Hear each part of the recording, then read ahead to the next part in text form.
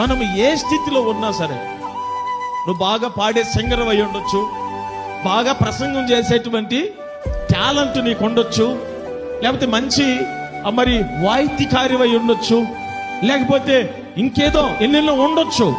కానీ ఇవన్నీ దేవుడిచ్చిన అన్న విషయం మనం ఇప్పుడు మర్చిపోకూడదు. హల్లెలూయా, హల్లెలూయా. ఈ లోకములో ప్రియులారా, అందరికీ దేవుడు పెట్టిన భిక్షే. గర్వించడానికి మనలో ఏమీ లేదు. హల్లెలూయా. ఎందుకో తెలుసా? గర్వం అనేది దేవుని నుండి కలిగింది కాదు, అది దయ్యము నుండి కలిగింది. అర్థమైందండి? అందుకనే గర్వము అంటే దేవునికి చాలా అసహ్యం. కాబట్టి ఒక క్రైస్తవుడి జీవితంలో గర్వము అనేది ఎక్కడ మనం రానిచ్చుకోకూడదు.